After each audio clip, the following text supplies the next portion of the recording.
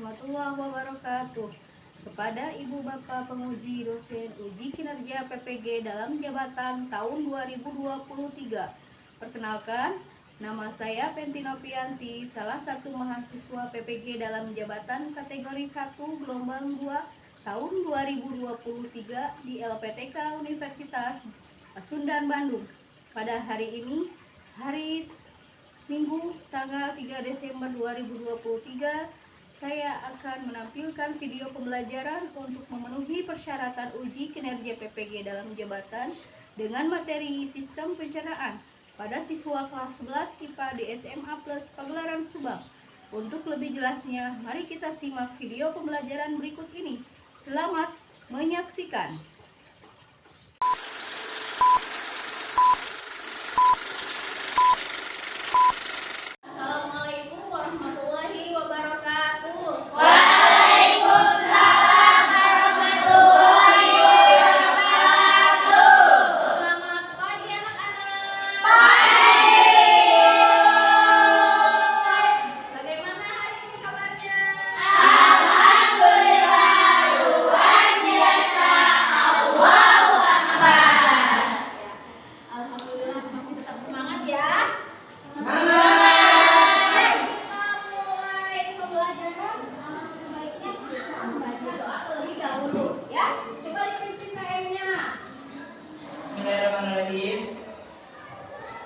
Sebelum kita memulai pembelajaran pada pagi hari ini, alangkah lebih bermanfaat mari kita mulai dengan baca doa bersama-sama.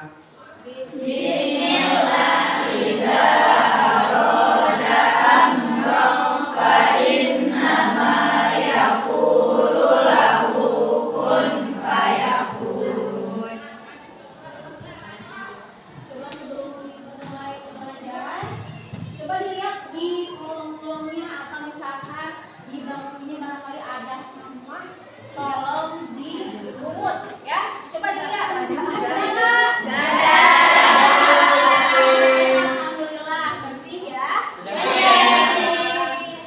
Seperti biasa Ibu absensi ya. Hari ini siapa yang tidak masuk? Melati Bu. Melati kenapa? DM jaga. Yang sakit semoga cepat sembuh ya. Amin. Nah, kita mulai. Sebelum pembelajaran dimulai, ya, masih ingat nggak pembahasan yang minggu kemarin? Masih. Coba kemarin membahas apa itu? Membahas tentang zat makanan. Oke, betul Sela. Zat makanan itu terdiri apa aja ya? Zat makanan itu terdiri dari karbohidrat, protein, mineral, kalsium, dan sebagainya. Iya, betul ya. Kemudian ada lagi yang tidak disebutkan oleh Sela? Sudah lengkap ya? Sudah.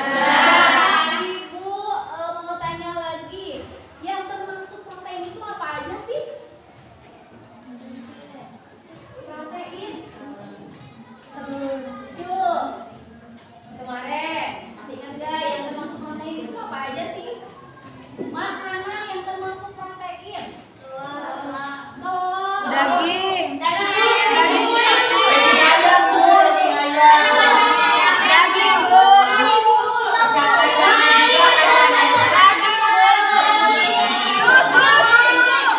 Brokoli. Yang termasuk karbohidrat.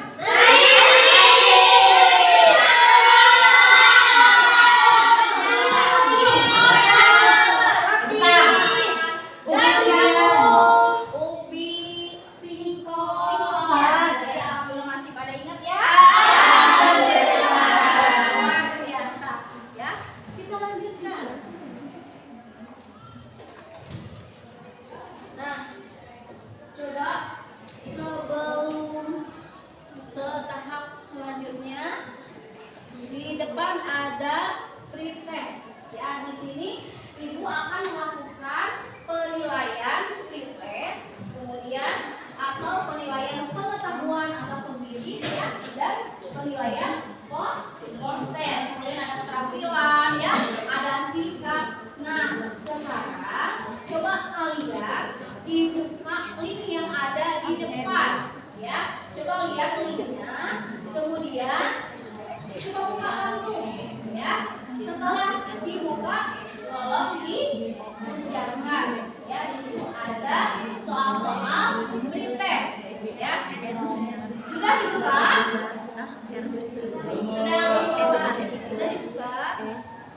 Ibu.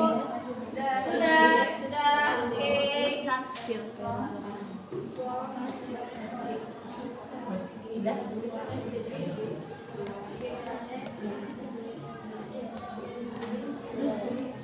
Selesai pretesnya?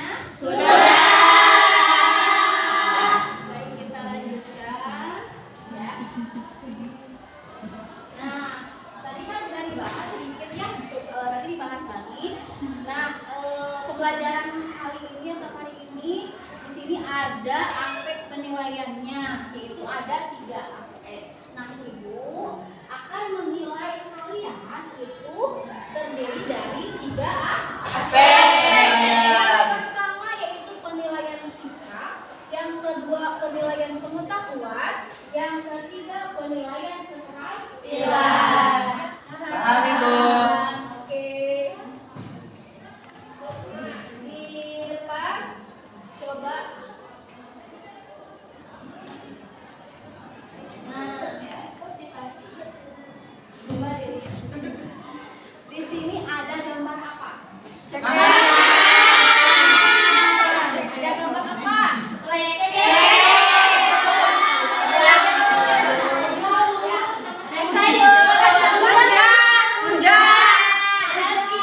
Yang pertama ada sebelah ceker. Kemudian yang kedua ada sayur sop. Ya, sayur sop. Kemudian yang ketiga ada kemudian yang keempat ada Brokoli.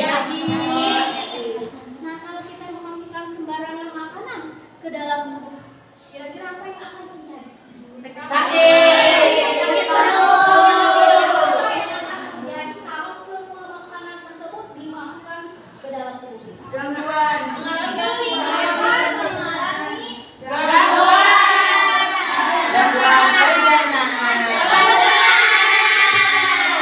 pada sistem pencernaan. Nah, di sini di depan ada video ya, ini menunjukkan itu video pembelajaran. Nah, coba kalian sekarang analisis atau mengamati video yang ada di depan kalian, ya. Coba simak ya. Sakit merupakan salah satu indikasi terganggunya sistem organ dalam tubuh kita. Salah satunya sistem pencernaan. Nah, selain konsumsi makan tadi, kebiasaan-kebiasaan itu juga bisa memicu terganggunya sistem pencernaan tubuh. Misalnya, kurang memakan bakteri, virus, atau jamur pada kelenjar pankreas, atau adanya batu yang menghambat saluran air minum hingga berkembang menjadi pankreatitis. Selanjutnya, gastritis. Gastritis merupakan penyakit peradangan pada dinding atau lapisan mukosa lambung. Ini lambung dapat menghasilkan barrier atau bungkus yang tebal untuk melindungi mukosa lambung dari kerusakan akibat enzim pencernaan dan asam lambung. Rusaknya bungkus pelindung ini dapat menyebabkan peradangan pada mukosa lambung. Gejala yang sering muncul pada kasus akut adalah nyeri di ujung badan, mual, muntah, tidak nafsu makan, kembung, penurunan berat badan, dan perih seperti tenggorokan pada perut bagian atas.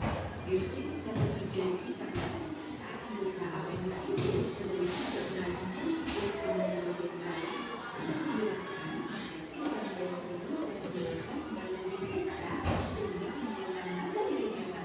Gejala lainnya adalah penurunan nafsu makan, mual, kembung. Nah, tadi kan kalian sudah simak ya video yang di depan. Coba sama kalian, apa sih yang ada di dalam video tersebut? Isinya apa sih yang kalian simak itu? Ini Bu, boleh, Farah. Jadi dari video yang tadi kita tonton itu banyak banget pelajarannya Bu. Jadi ada juga baru tahu ternyata lambung kegores dikit juga itu bisa mengakibatkan penyakit gastrit ya itu Bu pokoknya mah.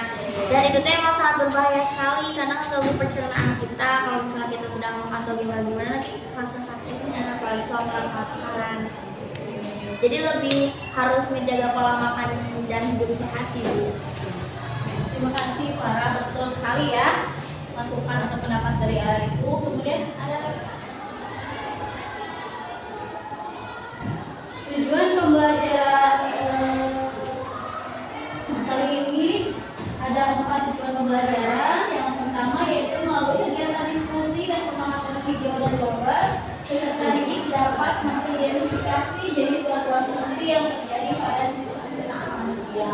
Yang kedua, melalui kegiatan diskusi dan pengamatan video, peserta didik dapat menentukan teknologi yang dapat mengatasi gangguan sistem pencernaan manusia. Yang ketiga, yang keempat, melalui kegiatan diskusi dan pengamatan video, peserta didik dapat menganalisis gangguan fungsi yang terjadi pada sistem pencernaan manusia. Nah, coba dilihat ini gambar apa?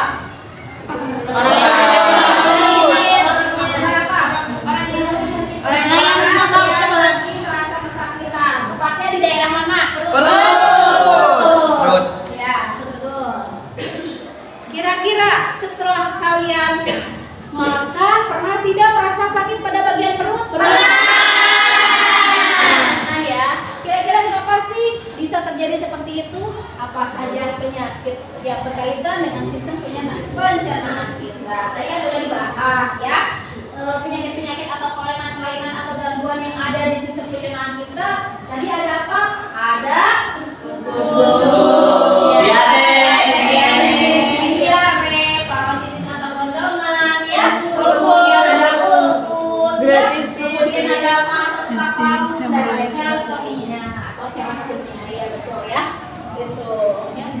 selanjutnya. Nah, coba sekarang ada pembagian kelompok. Nanti kalian membuat kelompok terdiri dari 5 kelompok. Itu mah bebas ya. Yang sudah sudah diatur atau dibagikan oleh masing-masing ketua kelompoknya. Nah, sekarang coba duduknya berkelompok sesuai dengan kelompoknya masing-masing. Yuk.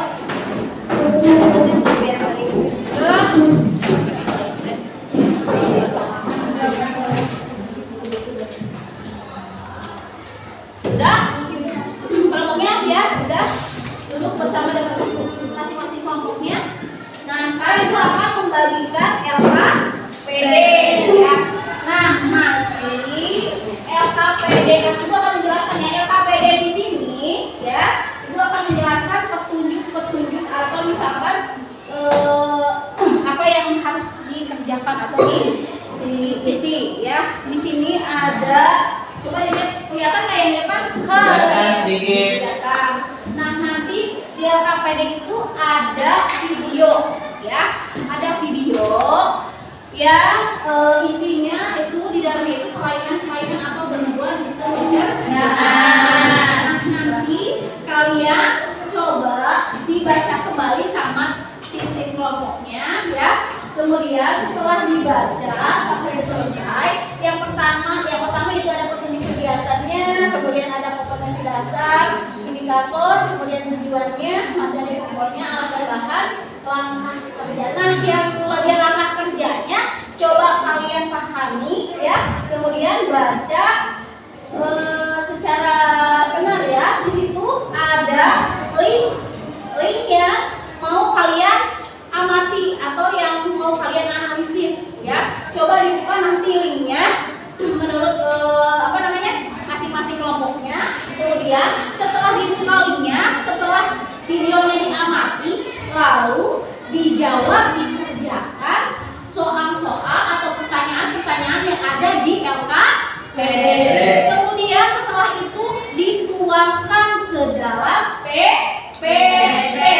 Setelah itu kalau selesai semuanya seperti biasa akan presentasi seperti itu. Ada pertanyaan sebelum kita mulai? Sudah paham ya? Sudah. Boleh dikerjakan sekarang.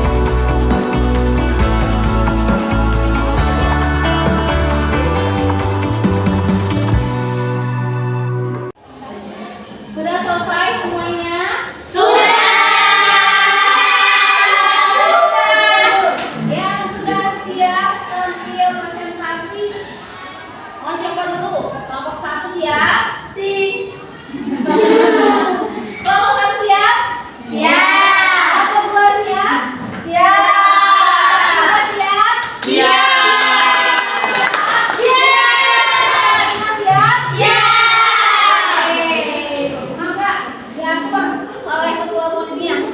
Kelompok siapa dulu yang mau tampil? Mangga.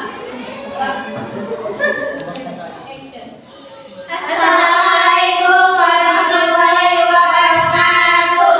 Waalaikumsalam warahmatullahi wabarakatuh. Kami dari kelompok 1 akan menjelaskan tentang penyakit parotitis. Sebelumnya kita perkenalan dulu. Di sini ada Selma Latifah. Halo. Kemudian ada Hilma Parisa. Hai. Kemudian ada Mutia Jahara. Dan ada Dea Rahmatunisa. Hai. Dan saya pribadi namanya Ida Nuraini.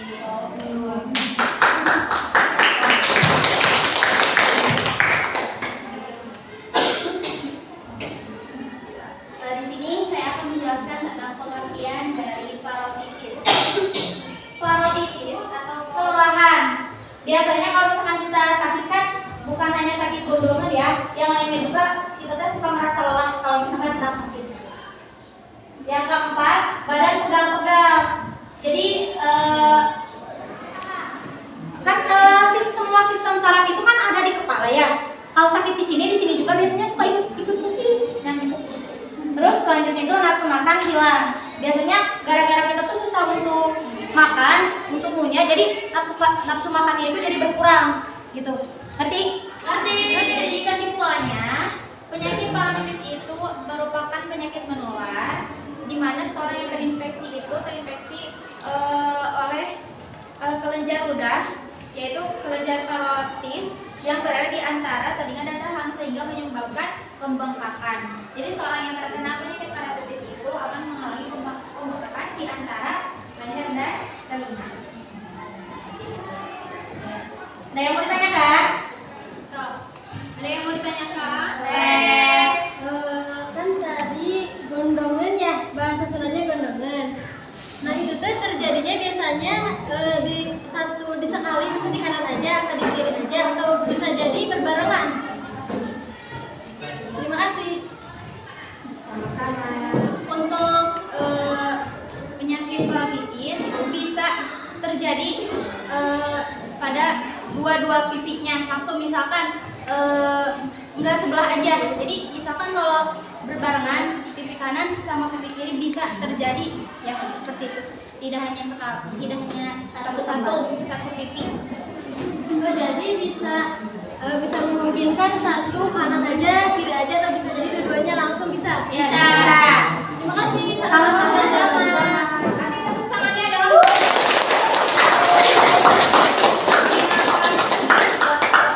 Pertama ya, dilanjutkan.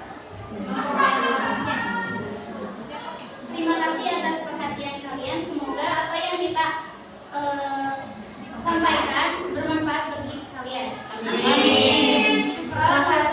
Wassalamualaikum warahmatullahi wabarakatuh. Waalaikumsalam warahmatullahi wabarakatuh. Assalamualaikum warahmatullahi wabarakatuh. Waalaikumsalam warahmatullahi wabarakatuh. Jadi kita di sini akan menjelaskan tentang ulkus yang akan pertama-tama akan dijelaskan oleh para ahli, apa itu ulkus. Ulkus itu dari penyakit gratitis. Jadi gratitis. Jadi ulkus itu lebih parah. Yang bawah itu dari mana? Dari sini. Dari pembasminya itu merasa sakit kayak gitu. Nah, ulkus itu adalah luka terbuka yang begitu menyakitkan. Saking lukanya itu sampai-sampai rasa perih yang timbul ketika orang itu kambuh. Si penyakit ulkusnya itu kambuh karena emang mungkin pola makan yang gak teratur dan lain sebagainya ya. Nah, tepatnya itu di lambung dan di usus. Lambung dan ususnya itu jadi terjadi masalah seperti itu. Terjadi ada luka besar kayak gitu. Nah, sebutan ya sebelum ini saya sebutan untuk luka yang menyerang ulkus Duodenum sama ulkus dasar itu, kalau misalkan duodenum itu setelah 1-2 jam kita selesai makan, kalau misalkan ulkus dasar itu dirasakannya ketika kita sedang memakan atau minumnya. Yang keempatnya ada sering mual dan muntah. Yang kelima nyeri pada lambung yang membangunkan pengenapnya pada malam hari. Biasanya kalau misalkan nyerinya itu kan bisa rasanya itu pas malam ya. Nah itu kan saking nyerinya tuh bisa itu kayak sampai kebangun. Oke, kesimpulannya yaitu ulkus itu banyak sekali ya orang-orang yang kadang belum tahu penyakit itu apa ulkus. Jadi penyakit ulkus itu bisa kita tahu ketika gejalanya tuh timbul secara gerak cepat lah kayak gitu. Oke, ada yang mau bertanya tentang materi yang kita jelaskan? H. pylori itu apa? Yang tadi Pada slide sebelumnya. Jadi pada slide sebelumnya ada H. pylori. Maksud dari H-nya itu apa? Pasti kan itu terdiri dari sebuah singkatan. H. pylori. Kayak gitu, kayak infeksi yang di dalam lambungnya itu akhirnya dikasih tuh 2 antibiotik untuk membunuh si peredaman yang terjadi di lambung, yaitu bakteri H. pylori tersebut kayak gitu. Dan diminumnya itu selama berapa kali dan berapa hari sih? Selama 2 minggu saja. Kayak gitu. Jadi nggak setiap hari full, jadi takutnya apa namanya teh? Jadi menyangka. Overdosis seperti itu. Izin menambahkan Ara. Silakan. Jadi H. pylori itu adalah satu bakteri yang dimana penyakit yang tadi disebabkan apa tadi? Ngebahas apa? Ulkus. Di dalamnya itu ada penyakit atau bakteri H. pylori. Kalau di saat ya bakterinya H. pylori dan bisa apa? Obatnya juga sama kayak H. pylori yang ada unsur H. pylorinya. Gitu. Terima kasih Ara. Ada pertanyaan? Terima kasih atas perhatiannya. Semoga yang kita jelaskan bisa dimengerti sama kalian dan bisa menambah pengetahuan ilmu kalian. Oke, terima kasih. Amin. Terima kasih. Wassalamualaikum Waalaikumsalam warahmatullahi wabarakatuh. Assalamualaikum warahmatullahi wabarakatuh. Waalaikumsalam warahmatullahi wabarakatuh. Selamat pagi teman-teman. Ya sehat. Jadi pada kesempatan kali ini kita akan mempresentasikan tentang gangguan sistem pencernaan diare. Ya, apa katanya? Gangguan sistem pencernaan diare. Kami dari kelompok 3. Di sini ada Subari dan saya sebagai Naila dan saya Siti Jaka. Saya Salsa. Saya Naila. Iya. Jadi kalian pasti bertanya-tanya kan, apa sih diare itu ya? Ya. Yang akan dijelaskan oleh saudara Sobari. Oke. Dijelaskan oleh Siti Zara Pamja. Jadi guys, di diare itu ada gejalanya. Yang pertama ada sering buang air besar yang encer. Itu udah pasti ya guys. Yang kedua, lanjut. Di sini sekarang ada penyebabnya yang akan dijelaskan oleh Naila Lestari. Ya, teman. Jadi tidak ada penyebabnya, pencegahannya yang akan dijelaskan oleh Salsa Amelia. Boleh, Bu. Nah, dalam diare kita bisa mencegah terlebih dahulu. Jadi kesimpulannya diare merupakan penyakit sering buang air besar yang diakibatkan oleh makanan yang terkontaminasi bakteri. Penyebabnya dari pola makanan yang tidak baik, ya guys. Jadi seperti itu ya diare. Paham semua? Sekarang sisi tanya jawab. Aku mau bertanya dong. Kalau bisa dikatakan diare itu sehari itu berapa kali lo buang air besar? Kalau misalkan cuma 2 kali kan nggak bisa dibilang diare. Jadi yang dinamakan diare itu buang tinjanya lebih dari 3 kali dalam sehari. Kalau Dalam keadaan encer juga tinjanya. tinjanya kalau normal itu tidak bisa dikatakan diare. Terus kalau diare dalam 14 hari berturut-turut itu bisa mengakibatkan kematian. Jangan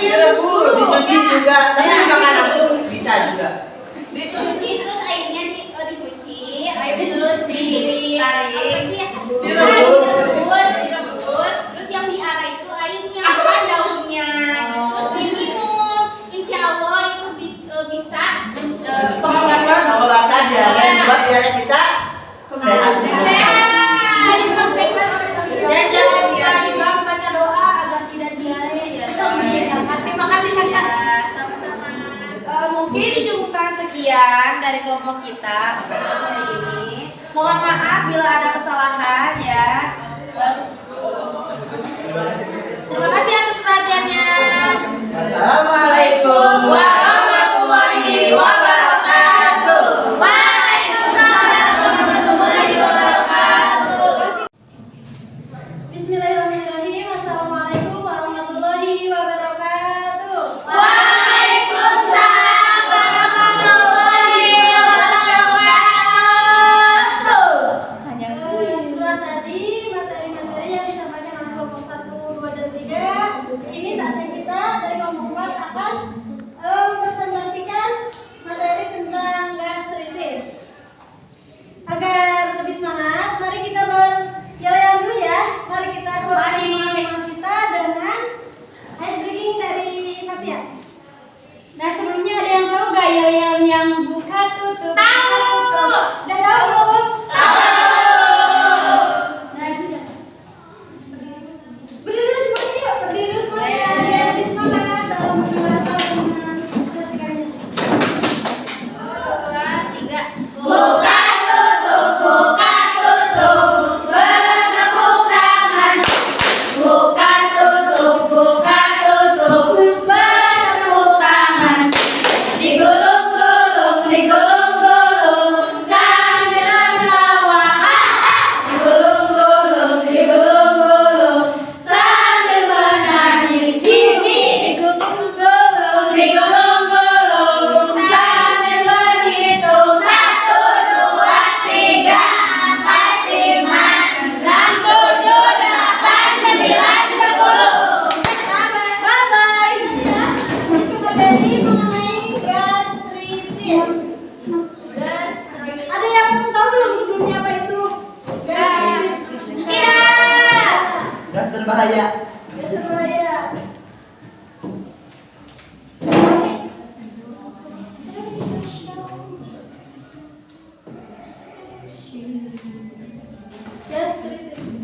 Gastritis adalah dindingnya normal atau sehat itu seperti gambarnya di sini ya, itu normal. Jadi bersih ya dindingnya kalau kalian tidak mengalami gastritis. Namun jika kalian mengalami gastritis atau terjadi apa coba? Kalian tahu gak? Treatment itu apa sih? Pengobatan. Ya betul, yang itu ada pengobatan. Nah, pengobatannya itu biasanya ditangani dengan pemberian obat antibiotik atau obat-obatan yang dapat menurunkan asam lambung. Seperti apa kalian mengamalkannya? Ya. Ya, cukup sekian dari kami. Hujan mulai turun dan terjatuh. Wassalamualaikum warahmatullahi wabarakatuh. Assalamualaikum warahmatullahi wabarakatuh. Waalaikumsalam warahmatullahi wabarakatuh. Perkenalkan, kami dari kelompok 5 dan di kelompok 5 ini terdiri dari 6 anggota. Yang pertama yaitu saya sendiri, dan di sebelah kiri saya ada Tiara dan Syifa Zahra. Terus di sebelah kanan saya ada Wahidah Tunisa, ada Natasha Naila dan Nazwa Alifia. Jadi di kelompok 5 ini saya bersama teman-teman saya akan menjelaskan penyakit sistem pencernaan yaitu amblian atau yang disebut juga dengan hemoroid. Secara bahasa yang umum kalian ketahui pasti disebutnya itu yaitu penyakit kwasir.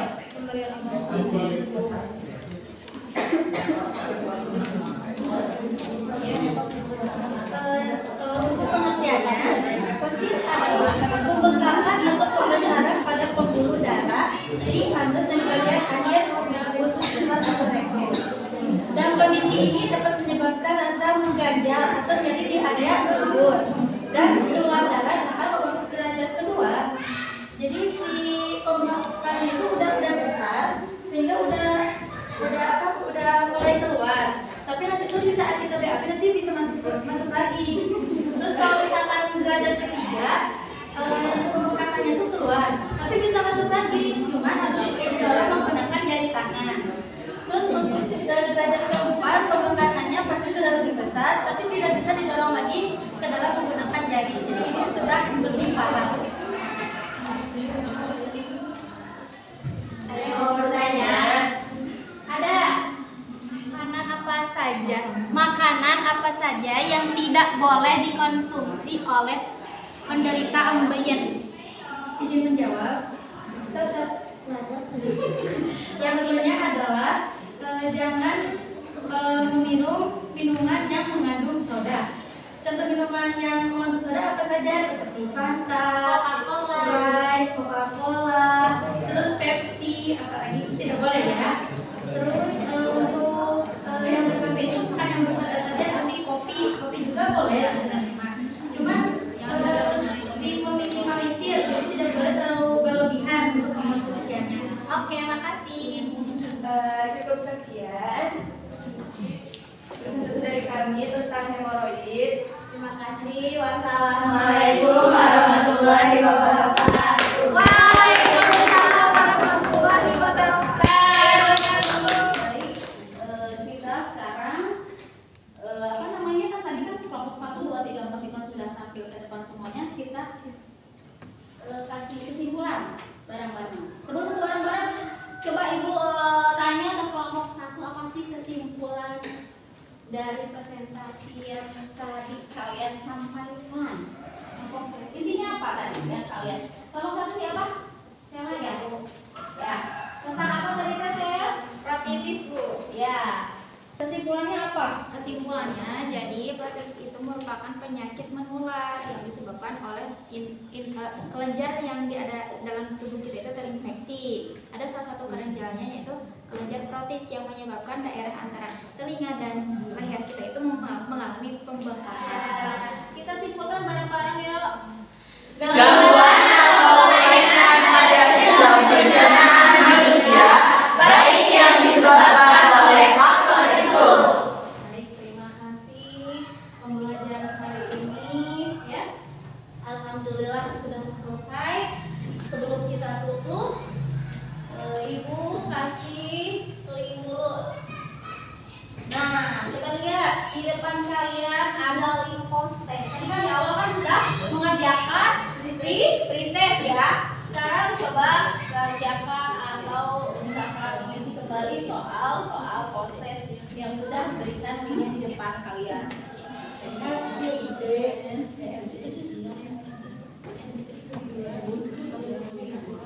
Udah selesai semuanya ya?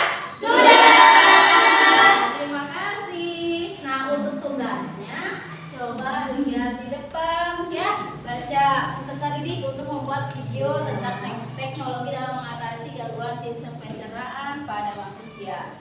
Nah, jadi tugasnya nanti kalian mencari video yang berhubungan dengan teknologi dalam mengatasi gangguan sistem pencernaan.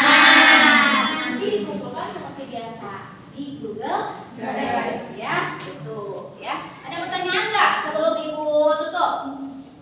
Tidak. Kalau tidak ada, nah ada satu lagi ya. Kita terakhir itu akan merefleksi. Apa sih merefleksi itu? Nah, nanti kalian itu menilai teman-temannya, maksudnya teman dalam satu kelompok itu ya. Penilaian antar teman itu namanya ya, atau teman sejawat ya. Nah, Ibu berikan ini linknya, coba dibuka linknya, nanti kemudian dikerjakan atau diisi oleh setiap kelompoknya. Jadi menilai setiap kelompoknya itu, misalkan kan dalam satu kelompok itu ada 5 orang nih ya.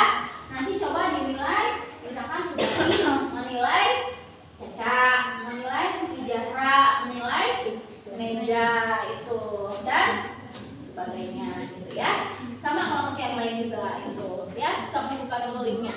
Dan di situ ada semuanya.